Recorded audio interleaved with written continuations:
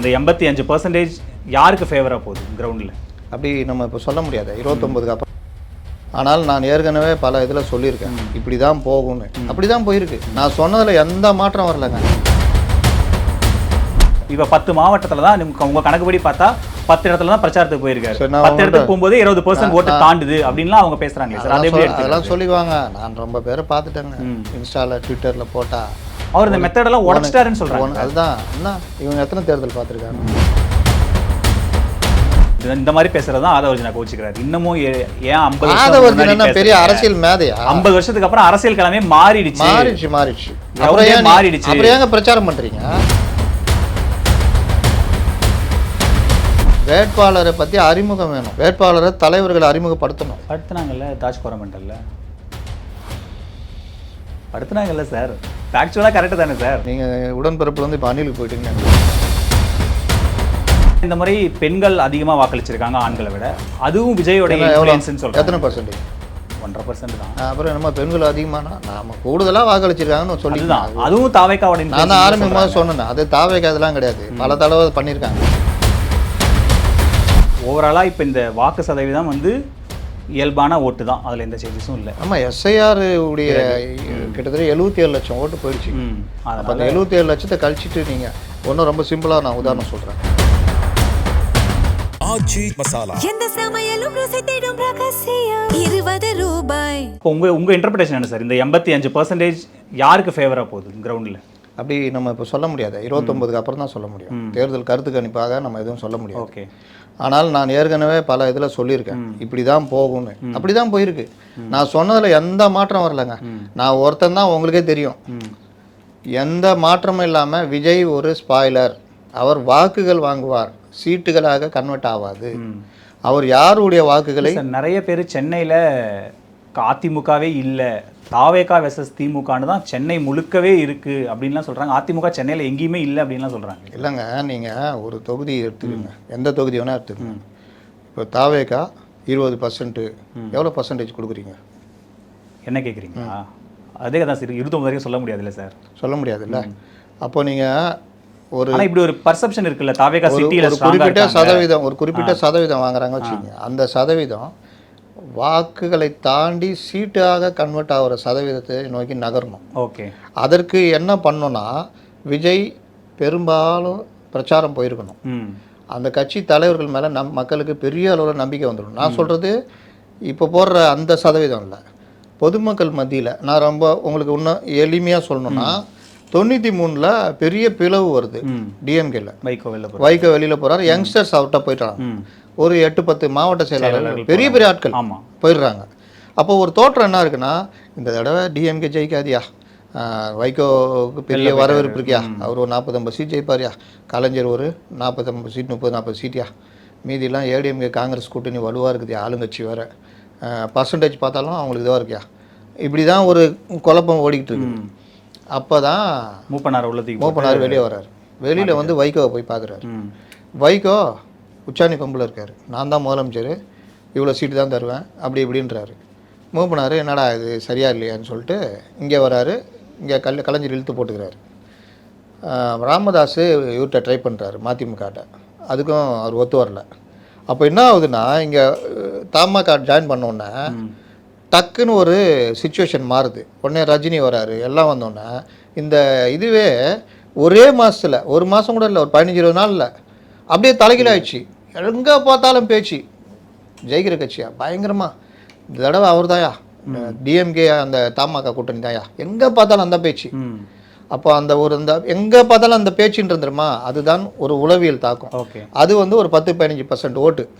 அந்த ஓட்டு என்ன ஆகும்னா, அந்த இதுக்கு மட்டும் தான் போடுவாங்க. ஆனால் இந்த மாதிரி நீங்கள் சொல்கிற மாதிரி நம்ம நிறைய யூடியூப் சேனல்கள், மெயின் ஸ்ட்ரீம் சேனல், யார் மக்கள்கிட்ட எங்கே மைக் நிறுத்தினாலும் யார் கொண்டு போடுவீங்கன்னா தாவேக்கா எங்கே திரும்பினாலும் மக்கள் தாவேக்கான்னு சொல்லும்போது தானே அப்போது அது ஒரு உளவியலாக செட் ஆகிருக்கா கிரவுண்டில்? உளவியலாக அப்படி செட் ஆகல. இது வந்து அது பேசுகிறவங்க சொல்கிறாங்க, அதெல்லாம் வச்சுக்கோங்க. உளவியலாக எப்படின்னா, இவர் ஆட்சியை பிடிச்சிட்டாருன்னா இவருக்கு அந்த தகுதி வந்துடுச்சு, இவர்கள் எல்லோருமே வெயிட்டாக இருக்காங்க, இவர் தான் அடுத்த ஆட்சி அமைப்பார் அப்படின்ற ஒரு கருத்து இருக்குல்ல. நீங்கள் எல்லா மெயின் ஸ்ட்ரீம் சேனலு நீங்கள் சொல்கிற அதே மாதிரி தான். நேஷ்னல் சேனலு எல்லாம் எடுத்து அவங்க கொஞ்சம் கருத்து கணிப்புலலாம் பார்த்தீங்கன்னா இவர் எந்த இடத்துல இருந்தாருன்னு உங்களுக்கே தெரியும். அப்போ அந்த மாதிரி ஒரு விஷயம் தான் நான் சொல்கிறேன். அந்த 10-15% இருக்குல்ல, அதுக்கான நம்பிக்கை வாங்குறது இருக்குல்ல, அது இவங்க ரசிகர்கள்ட்ட இருக்குது, ஓரளவுக்கு கொஞ்சம் தாண்டி. தாவேக்காவை ஆதரிச்சு பேசுறவங்க என்ன சொல்றாங்கன்னா, நீங்க இன்னமும் ஒரு பிரச்சாரத்துக்கு வரல, ஒரு வீட்டில் ஒரு வீதியில நடக்கல, வாக்காளர் அதெல்லாம் கிடையாது. விஜய் இந்த இருக்கிற அந்த கன்வென்ஷனல் மெத்தட் எல்லாத்தையும் உடைச்சிட்டாரு. அவருக்குன்னு ஒரு தனியான ஒரு பாணியை இப்ப 10 மாவட்டத்துல தான் உங்க கணக்குப்படி பார்த்தா 10 இடத்துல தான் பிரச்சாரத்துக்கு போயிருக்காரு. 10 இடத்துக்கு போகும்போது 20% ஓட்டு தாண்டுது அப்படின்லாம் அவங்க பேசுறாங்க சார். அதெல்லாம் சொல்லிவாங்க. நான் ரொம்ப பேரை பார்த்துட்டேங்க இன்ஸ்டால ட்விட்டர்ல போட்டா. அவர் இந்த மெத்தடெல்லாம் உடைச்சிட்டாருன்னு சொல்றாங்க. அதுதான் என்ன, இவங்க எத்தனை தேர்தல் பார்த்துருக்காங்க, எத்தனை எழுச்சியை பார்த்துருக்காங்க? நான் கேட்குறது பதில் சொல்றீங்களா? அவங்க கட்சியிலேயே பெரிய இது வந்து விர்ச்சுவல் வாரியர்ஸ் தான். கரெக்டா? விஜய் சொன்னார் நம்ம கட்சியிலேயே பெரிய இது விர்ச்சுவல் வாரியர்ஸ். ஆமாம். நீங்கள் ட்விட்டரில் இருக்கீங்களா? ட்விட்டர் இன்ஸ்டாவில் இருக்கீங்களா? இந்த தேர்தல் காலத்தில் எத்தனை ட்விட்டர் இன்ஸ்டாவில் 234 வேட்பாளர்கள் பற்றி இவர் இந்த தொகுதியில் இவர் இந்த அளவுக்கு பண்ணியிருக்காரு, அவர் அந்த தொகுதியில் அப்படி பண்ணுறார், இவர் இப்படி பண்ணுறாருன்னு விர்ச்சுவல் வாரியர்ஸ் எங்கேயாவது போட்டு பார்த்தீங்களா? அவங்க போடலை. அவங்க என்ன பண்ணியிருக்காங்கன்னா, அப்போல்லாம் யாரும் தேவையில்லை, விஜய் தான் முகம், விசில் தான் சின்னம், யார் நிற்க வச்சாலும் ஜெயிப்போம், ஜெயலலிதா பேட்டர்னில் போகிறாங்க சார். நான் சொன்னது புரியுதா இல்லையா? புரியுது எனக்கு நீங்கள் சொல்கிறது. ஒர்க்குன்னா இதுதான் ஒர்க்கு. இந்த உருட்டுறது அது தேவையில்லைன்றாங்க சார். அவங்க விஜய் தான் முகம் அப்படின்றாங்க. நான் சொல்கிறேன்னாங்க, இந்த உருட்டுறதெல்லாம் விட்டுருங்க. உருட்டுறதை நான் கேட்கல, நான் ஒர்க்கை கேட்குறேன். யாருமே வேட்பாளரை முன்னிறுத்துவதோ இல்லை பொதுமக்கள்கிட்ட ஒரு அபிப்பிராயம் உருவாகணுன்றல, அந்த அபிப்பிராயம் இப்படி தான் உருவாகும். இல்லை சார், நீங்கள் சொல்கிறது கேடர் பேஸ்டு பார்ட்டிக்கு நீங்கள் சொல்கிற ஃபார்முலா ஓகே. இது மாஸ் பார்ட்டி, ஒரே ஒரு ஆளை வச்சு தான் அந்த கட்சியை ரன் ஆகுதுங்கும் போது அவர் தானே முன்னிலைப்படுத்துவாங்க. கீழே இருக்கிறவங்களாம் தேவையே இல்லையே. மாஸ் பார்ட்டி நேர்காணல் என்ன சொல்கிறாரு, எனக்கெல்லாம் டி நேரில் ஓட்டே இல்லைங்க, தலைவருக்கு தாங்க ஓட்டு அப்படின்றாங்க. அரசியல் மேதையா? ஒரு மன்ற தலைவர், பொதுச் செயலாளர் சார், ஒரு மன்ற தலைவரை கொண்டு வந்து பொதுச்செயலாகிருக்காங்க. நீங்கள் அதை விட்டுருங்க. மாஸ் பார்ட்டிக்கு வாக்குகள்ன்றது அந்த மாஸ் பார்ட்டி வாக்குகள் விழும். கரெக்ட். நான் ஆரம்பத்துலேருந்து சொல்லிட்டு இருக்கிறேங்க, நீ மாஸ் பார்ட்டியாரு, அதை தாண்டி நீ மக்கள்கிட்ட போனாதான் நீ வெகுஜன கட்சியாக மாறுவேன். வெகுஜன கட்சி தான் ஜெயிக்கும், மாஸ் பார்ட்டி ஜெயிக்கும். கரிஷ்மா ரொம்ப நாள் சிரஞ்சீவி இது உதாரணம். மாஸ் பார்ட்டி அவருக்கு வந்த கூட்டம்லாம் விஜய்க்கெல்லாம் ஒரு இது தூசுக்கு ஆகாது, 3 மடங்கு விஜயை விட. ஆனால் 33 எம்எல்ஏ ஜெயிச்சாரு. அப்புறம் 18% ஓட்டு எடுத்தாரு. அப்புறம் காங்கிரஸில் கட்சி அவ்வளோதான். அதனால் மாஸ் பார்ட்டி இல்லை, அவரே ஆட்சி பிடிக்கலன்னு கேட்குறேன். என்டி ராமராவ் மாதிரியே அவரே ஆட்சி பிடிக்கல. ஏன்னா என்டி ராமா வெகுஜன மக்களை கட்சியாக போச்சு.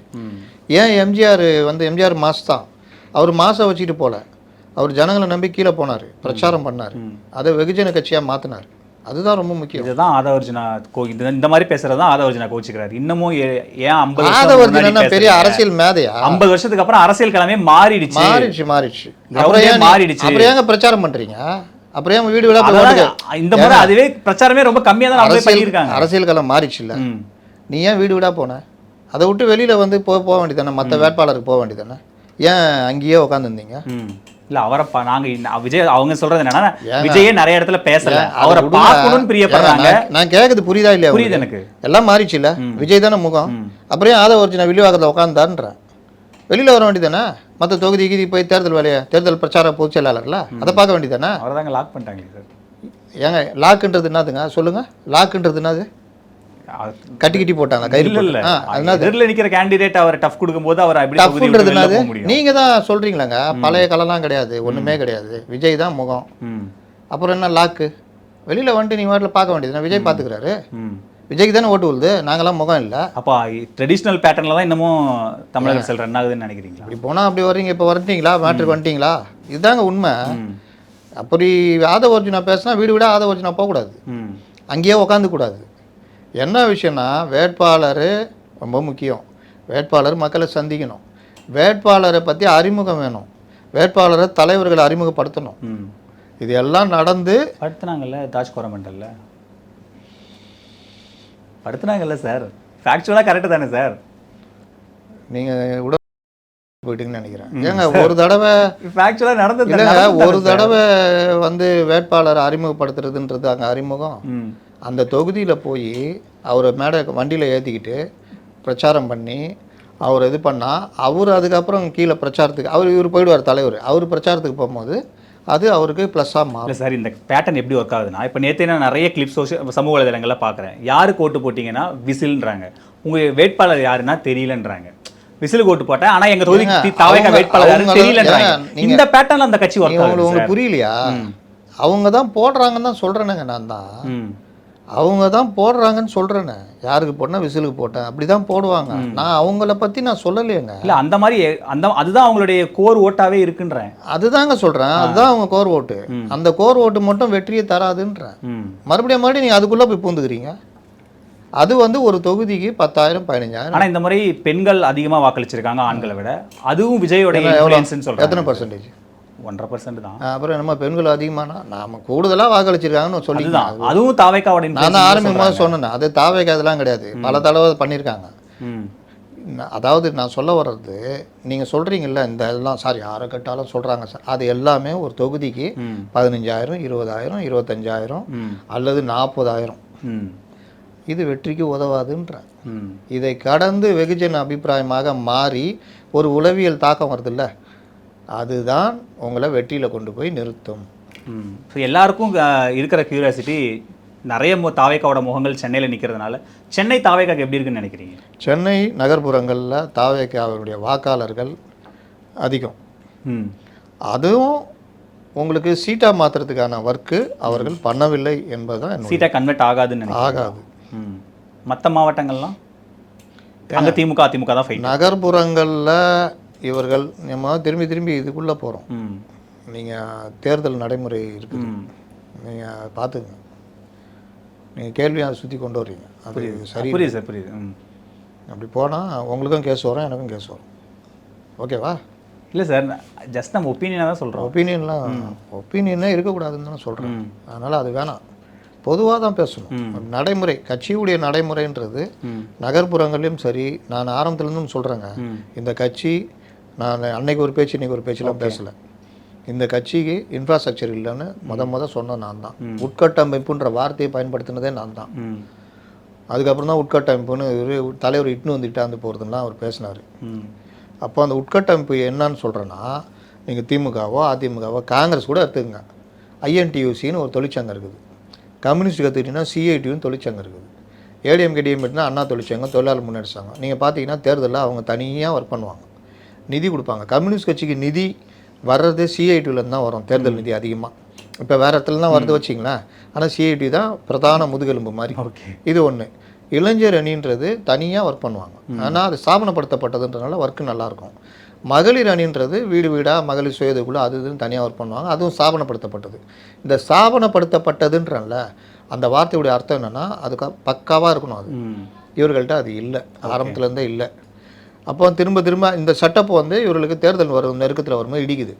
இன்னொன்று பாருங்கள், இவர்கள் நினச்சிக்கிட்டது ஒன்று, நம்மளுக்கு கேட்ட காசு கொடுப்பான், வருவான், போவான், நம்ம தான் ஸ்ட்ராங்குங்கிறாங்கன்னு. ஆனால் வேட்பாளரை வரல. ஒரு கட்டத்துக்கு மேலே வந்தவனெல்லாம் வேட்பாளர் ஆக்குனாங்க. காலையில் சேர்ந்தவனுக்கு மத்தியானம் சீட்டு. அப்புறம் செங்கோட்டையனை வச்சு அவர் கொஞ்சம் ஆளை பிடிச்சி வர சொன்னாங்க. அப்படி பிடிச்சிட்டு வந்த ஒரு ஆள் தான் இதில் எடப்பாடியில் ஓடிப்பிட்டார். இப்படி இந்த மாதிரிலாம் இவர்கள் கொண்டு வந்த ஆட்களை 50% வெளியாட்கள். இது எல்லாமே இந்த தேர்தல் முடிவு வரும்போது பார்த்தீங்கன்னா கமல்ஹாசன் கட்சி மாதிரி அப்படியே எதிர்வாங்க, பெரிய வீக்காக மாறும். ஓகே. அப்போ இன்ஃப்ராஸ்ட்ரக்சருன்றது கட்சியுடைய கீழேருந்து மேலே தலைமை வரைக்கும் ஒரு சங்கிலி பிணைப்பு மாதிரி இருக்கணும்.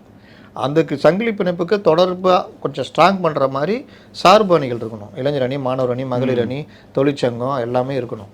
இது எதுவுமே சட்டப்பை இவர்கள்ட்ட இல்லை. ரெண்டாவது, பொலிட்டிக்கலாக இவங்க யாருமே பொலிட்டிக்கலைஸ் பண்ணல. இன்றைக்கும் ஒரு பொண்ணு பார்த்தா என்ன சொல்லுதுன்னா, ரிப்போர்ட்டர் கேள்வி கேட்குறான், இந்த மாதிரி இதுன்னு.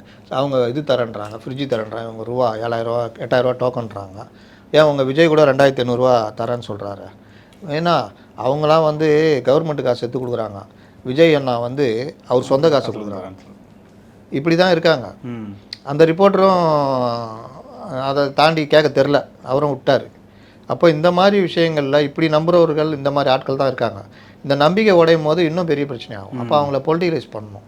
ஓகே. அந்த பொலிட்டிகலைஸ் பண்ணாதவர்கள் தோல்விக்கு இல்வின்னு வரும்போது சோர்ந்துருவாங்க. ஓகே. ஸோ அப்போது ஓவராலாக இப்போ இந்த வாக்கு சதவீதம் வந்து இயல்பான ஓட்டு தான், அதில் எந்த சேஞ்சஸும் இல்லை. ஆமாம், எஸ்ஐஆர் உடைய கிட்டத்தட்ட 77 லட்சம் ஓட்டு போயிடுச்சு. அப்போ அந்த 77 லட்சத்தை கழிச்சிட்டு நீங்கள் ஒன்றும் ரொம்ப சிம்பிளாக நான் உதாரணம் சொல்கிறேன். ஒரு ஸ்கூலில் 100 பசங்க படிக்கிறாங்க, 28 பேர் வரதே இல்லை, 72% தான் டெய்லி அட்டண்டன்ஸு. லாஸ்ட்டில் செக் பண்ணால் ஒரு 13% வேறு ஸ்கூலில் போய் சேர்ந்துட்டான். அப்போது ஸ்கூலுடைய ஸ்ட்ரென்த்து என்னென்னா 87 பேர் தான் அந்த கிளாஸ். அப்போ 87ல் 72 பேர் வர்றான். அப்படி தான் நீங்கள் கணக்கு எடுத்துக்கணும். அப்போ அதை 100% ஆக்குனீங்கன்னா 85% கிட்ட வந்துடும். அந்த மாதிரி நம்ம எஸ்ஐஆரில் 77 லட்சம் ஓட்டு போயிடுச்சு. ஓகே. புதுசாக 14.5 லட்சம் ஓட்டு உள்ளே வந்துருக்கு. இதில் இந்த வாக்குகள் விழுந்திருக்கு. இப்போ இந்த 14.5 லட்சத்தில் ஒரு 10 லட்சம் அப்படி ஓட்டு போட்டிருப்பாங்க. ஓகே. இதை தூக்கிக்கிட்டு நம்ம ஆளுங்க ஐயோயோன்றாங்க. 2016 இதோட பயங்கரமாக 64 லட்சம் பேர் புது வாக்குகள் கூடுதலாக வாக்குகளுமே ஆளுங்கட்சி திரும்ப ரிட்டர்ன் பண்ணுறாங்க. அதனால் தேர்தல்ன்றது எல்லாவற்றையும் நுணுக்கமாக பார்க்கணும். எனக்கு என்னென்னு மாப் மென்டாலிட்டின்னு சொல்லுவாங்க, ஊரே ஒரு பக்கம் பேசும், அதெல்லாம் வச்சுட்டுலாம் நம்ம பேசிகிட்டு இருக்க முடியாது. கொஞ்சம் நுணுக்கமாக படித்து என்ன விஷயம் ஏதுன்னு பார்த்தோம்னா இந்த விவகாரம் தெரியும். 94% பதிவாயின்னு வச்சுக்கிங்க. இப்போ நான் உங்கள்கிட்ட இவ்வளோ வாதம் பண்ணவே மாட்டேன். ஓகே. ஏன்னா சார் விஜய் ஃபேக்டர் ஒர்க் ஆயிடுச்சு சார், அதிகமாக இருக்கு சார், இது வந்து தேர்தல் முடிவு எப்படி இருக்கும்னு தெரியாது சார் அப்படின்ட்டு நான் போய்கிட்டே இருப்பேன். ஆனால் இருக்கிறதுல தான் வந்திருக்குது. ஓகே. அப்போ இருக்கிறதுல வந்துருக்குதுன்னா முடிவும் நம்ம பல மாதங்களாக பல 2-3 வருடங்களாக பேசிக்கிட்டு இருக்கிறது நோக்கி தான் நகரலாம் அப்படின்றது தான் என்னுடைய கணிப்பு. பார்ப்போம் சார் அந்த முடிவு எப்படி வருதுன்னு. முடிவுகளுக்கு அப்புறம் திரும்ப பேசுவோம் சார். இவ்வளோ நேரம் உங்கள் நேரத்தை செலவழிச்சதுக்கு நன்றி சார். ஆச்சி மசாலா. எந்த சமையலும் ருசி தேடும் ரகசியம். 20 ரூபாய்.